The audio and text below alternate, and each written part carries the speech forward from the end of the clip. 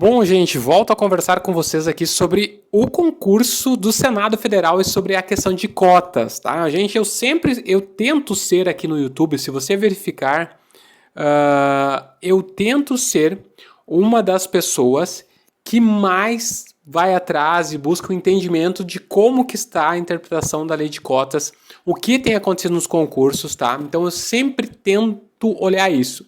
Novamente eu coloquei para vocês, por exemplo, TJ São Paulo, 2.000 vagas na ampla concorrência, todos que estão dentro da ampla concorrência, mesmo que seja cadastro reserva, eles não contam como cotista e chamam mais pessoas para completar a lista de cotas, tá? Mesmo que fique no cadastro reserva, TJ São Paulo. PRF, Polícia Federal, só contou dentro das vagas. E o que o Ministério Público Federal fez? Entrou com uma ação na Justiça, dizendo que teria que chamar mais pessoas para corrigir a discursiva, tá?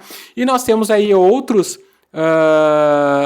pessoas, né, que também outros concursos e outros entendimentos que às vezes não chama mais ninguém. Basicamente, não tira ninguém das cotas, né? Não conta todo mundo como amplo e deu, e é o que talvez esteja acontecendo no Senado. Tá? Não sei dizer que não tem exatamente como foi o caso, a ordem da chamada, mas nós temos a notícia que deu no Direção Concursos, que é essa questão da preterição, ou seja, o candidato, por exemplo, aqui, olha só o caso. O Ministério Público Federal afirmou que 42 aprovados foram nomeados. Então, aqui na parte da nomeação já. Tá? Nem digo o cadastro, quantos passaram, ficaram em cadastro reserva, mas a nomeação do Senado.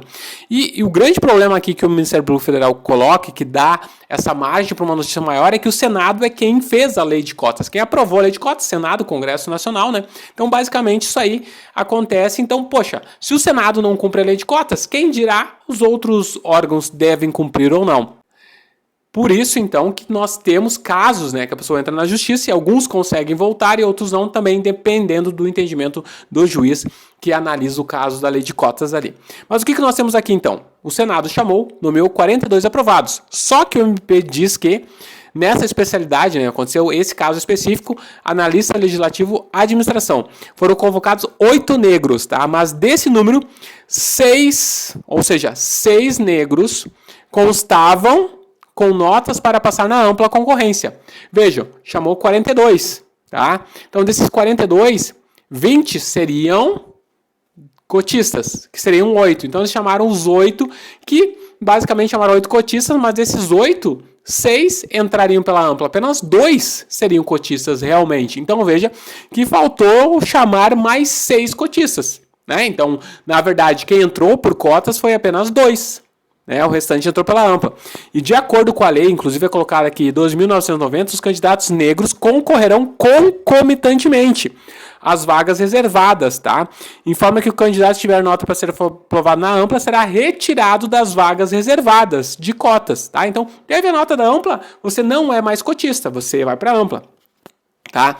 Então a ação foi movida pela Educa Afro após a constatação das irregularidades, tá?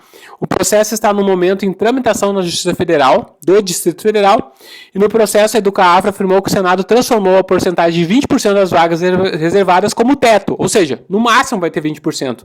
E a lei não é no teto de 20%, mas é no mínimo 20%, tá? Promovendo uma exclusão de candidatos negros.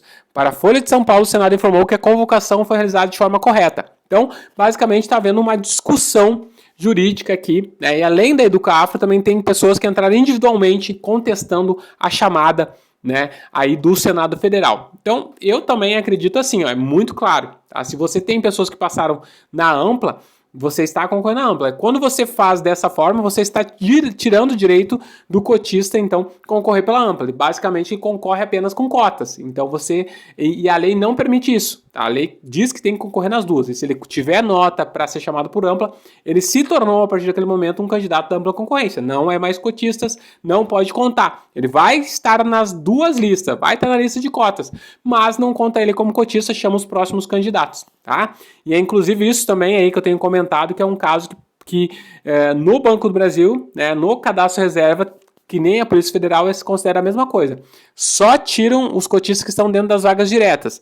O do cadastro reserva, o Banco do Brasil tem entendimento, a Sesgran Rio, que não tira. Então é mais uma polêmica que aí pode ser decidida na justiça também, né? Tem pessoas entrando na justiça e assim como a PF, PRF, o Ministério Público Federal interviu e entrou na justiça. Aqui eu não sei se daqui a pouco, com os candidatos acionando, que alguns acionaram o Ministério Público Federal, se eles também, o Ministério Público vai intervir aí na justiça para que se aumente o cadastro reserva, então, de cotistas.